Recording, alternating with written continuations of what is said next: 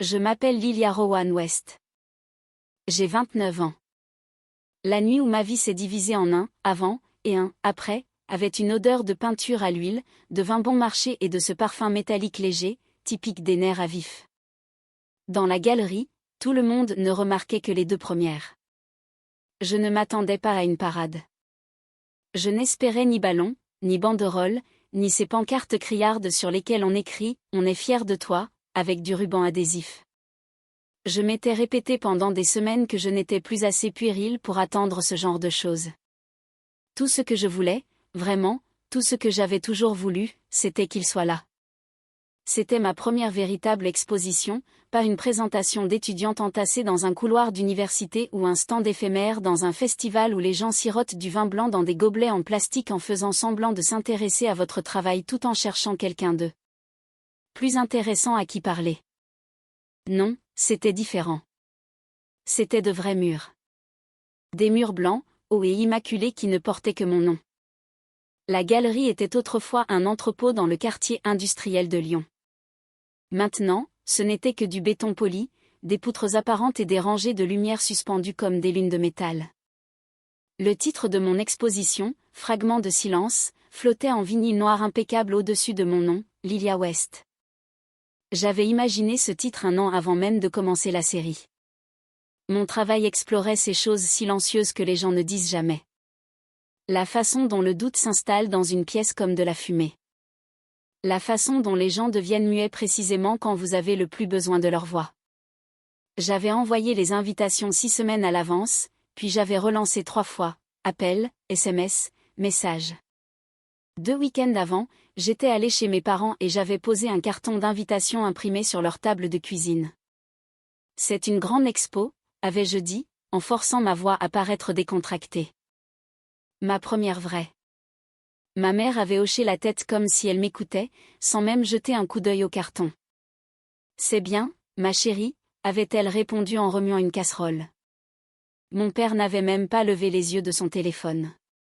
On verra, avait-il grommelé. Je m'étais promis qu'il viendrait. Peut-être pas tous.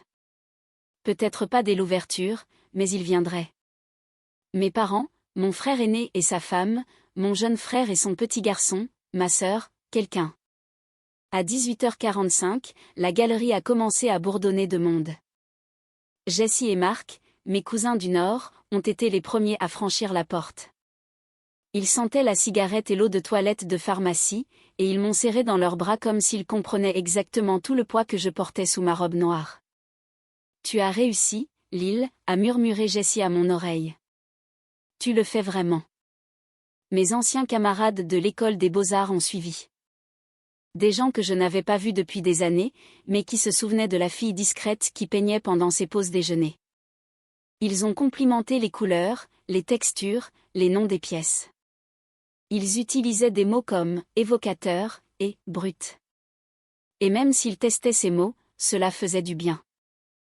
Mon professeur de dessin du lycée, Monsieur Lewis, est arrivé dans un costume un peu trop grand, restant un bon quart d'heure devant l'une des plus grandes toiles. Quand il s'est enfin approché, ses yeux brillaient. « J'ai toujours su que tu avais quelque chose de vrai en toi », a-t-il dit. Des gens prenaient des photos, posaient des questions. Un journaliste d'un magazine culturel local m'a mise à l'écart près de la pièce maîtresse pour une interview rapide. À 19h30, mes poumons ont réclamé de l'air plus que mon ego n'avait besoin de continuer à faire semblant.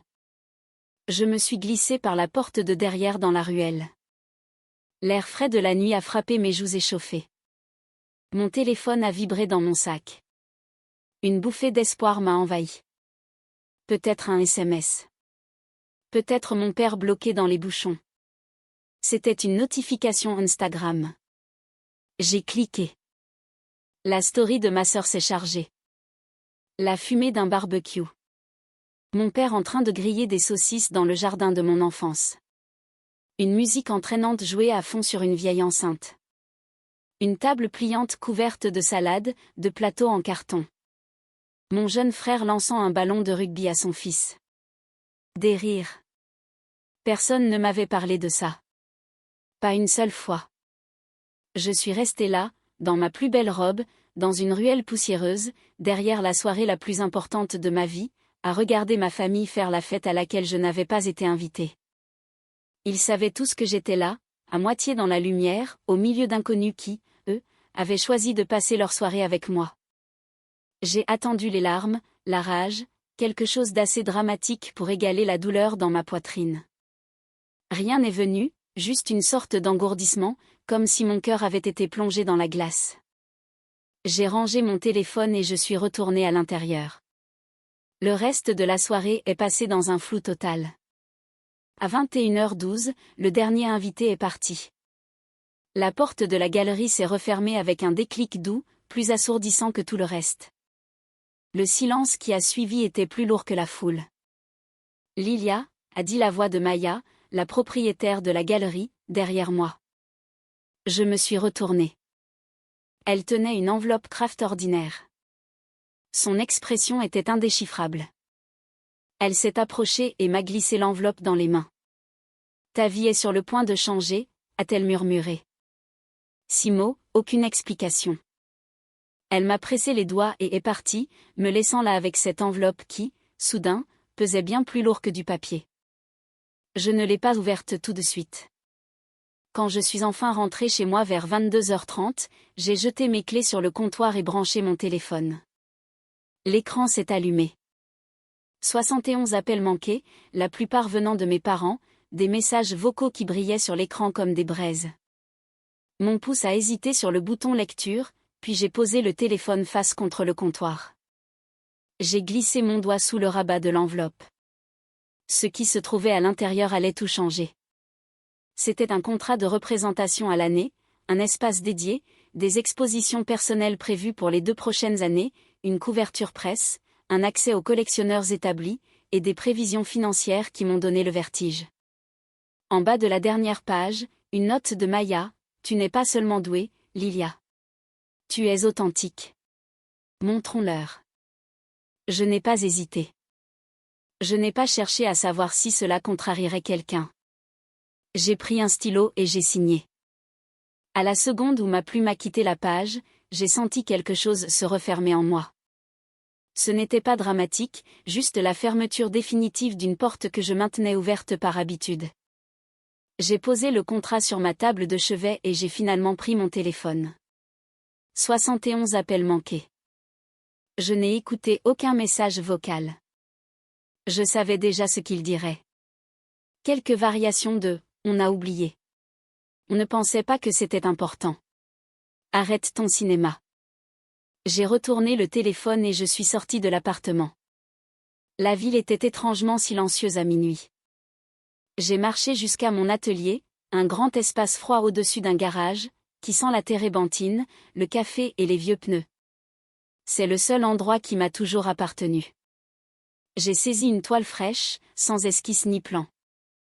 J'ai commencé à peindre. Pas avec la prudence habituelle, mais avec fureur. Des couleurs étalées avec mes mains autant qu'avec mes pinceaux. Du noir sur du rouge, des taches blanches comme des gommes qui auraient échoué. Ce n'était pas pour faire quelque chose de « joli ». C'était pour faire quelque chose de vrai. À l'aube, quand je suis rentrée, mon téléphone vibrait comme un frelon en colère dans ma poche. Je l'ai ignoré. Vers midi, après une douche et le genre de pleurs qui laisse les yeux gonflés mais le corps plus léger, j'ai pris une décision. Je n'allais pas m'expliquer.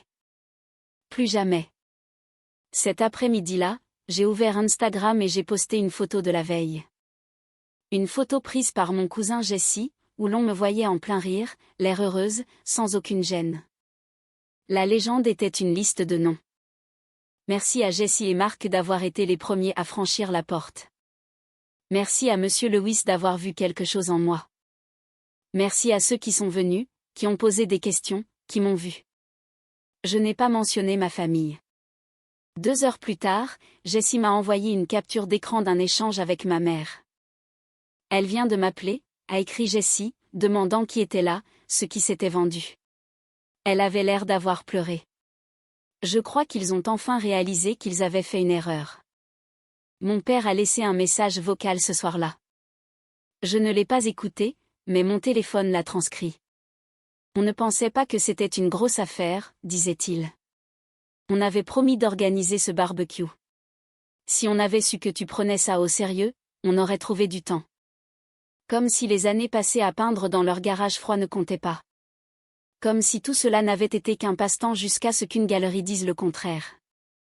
J'ai supprimé la transcription. Une semaine plus tard, Maya a publié l'annonce officielle accueillant Lilia West comme nouvelle artiste représentée. Fragment de silence n'était que le début. Mon travail allait s'exporter à l'international.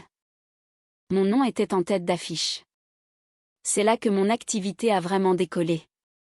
Mes anciens camarades, d'autres galeries, des conservateurs de musées m'ont contacté. Mon monde, qui semblait si étriqué quelques mois plus tôt, s'étirait comme un élastique. Et comme par hasard, ma famille a changé de ton. Ma sœur m'a envoyé un lien, tu devrais collaborer avec cette marque de vêtements, ça ferait une super exposition. Mon frère aîné, j'ai entendu dire que tu cartonnais. Fier de toi. Au fait, le gamin d'un collègue adore l'art, tu peux lui donner des conseils ?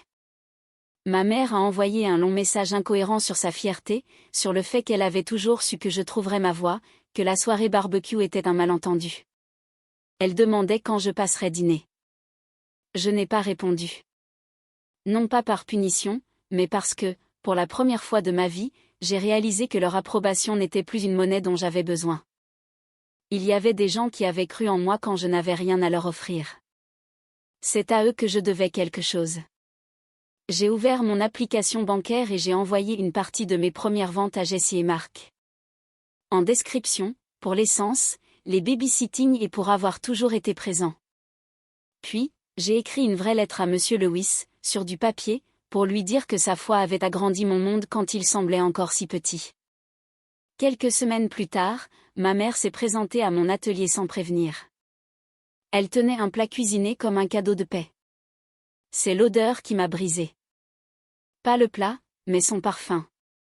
Le même qu'elle portait quand j'étais petite et qu'elle me serrait dans ses bras après mes projets scolaires. Avant ces années où elle devenait distante dès que l'art était évoqué. « Salut, ma chérie », a-t-elle dit en entrant sans invitation. Elle a posé le plat sur ma table, juste à côté d'une toile en cours de séchage. Elle ne l'a même pas remarqué. Elle s'est promenée dans mon atelier comme si elle en était propriétaire, comme si elle n'avait pas passé des années à me dire que l'art n'était pas un vrai métier, comme si elle n'avait pas raté ma soirée la plus importante pour des burgers et de la bière. Ton père et moi, on regrette d'avoir manqué ton expo, a-t-elle dit. On ne se rendait pas compte. Ces mots n'avaient aucun poids. Puis, son expression a changé, devenant calculatrice. On a une idée pour une entreprise familiale. Western Company.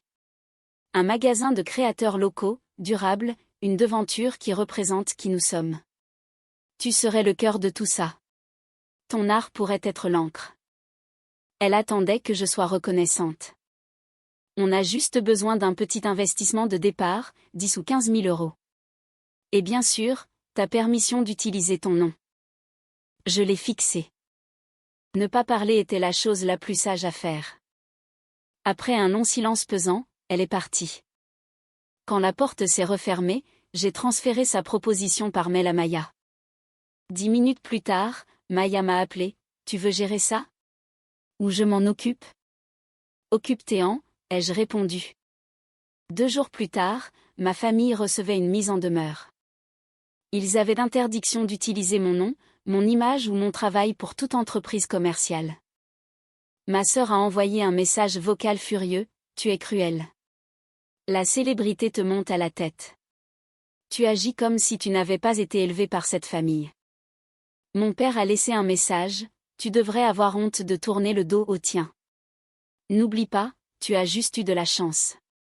N'importe qui aurait pu faire ce que tu as fait avec les mêmes opportunités. » Je l'ai supprimé. Ce soir-là, ma mère a écrit dans notre groupe de famille, « Si Lilia veut vivre comme une étrangère, traitons-la comme telle. » Quelque chose s'est apaisé en moi. Pour la première fois, leur absence ne faisait pas mal. C'était un soulagement. Les semaines suivantes furent un tourbillon. Berlin, Londres, New York. Ma carrière avait été propulsée sur une autre orbite. Je n'avais plus de place pour les gens qui ne se souvenaient de moi que lorsqu'ils avaient besoin de quelque chose. J'avais de la place pour ceux qui étaient venus sans rien demander en retour. Alors, j'ai invité Jessie et Mark à New York. Pourquoi nous, a demandé Jessie. Parce que vous étiez là au début, ai-je répondu. Je veux que vous soyez là maintenant. Ils ont dit oui instantanément. À New York, j'ai acheté leurs billets, réservé leur hôtel, payé chaque repas.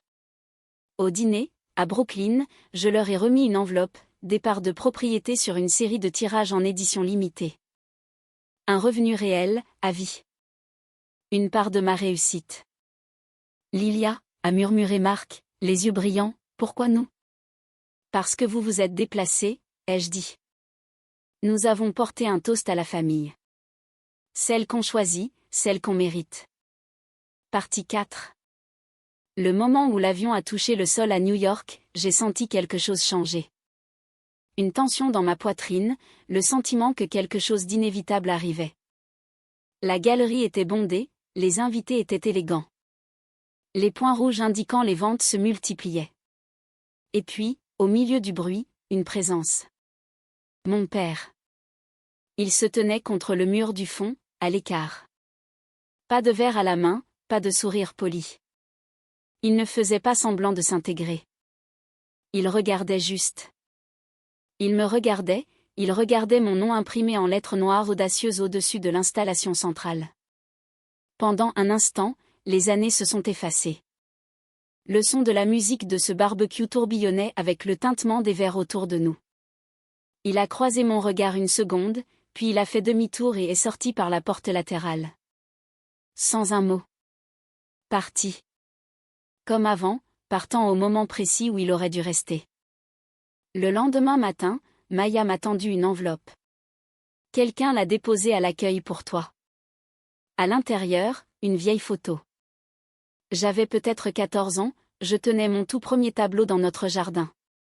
Un portrait maladroit, trop de bleu.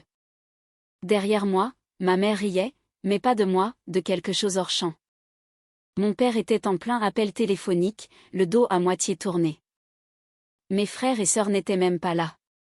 C'était une photo de célébration, mais seulement si on ne voyait pas ce qui manquait. Il n'y avait aucune note. Mais je savais qu'il avait envoyé. Ma sœur.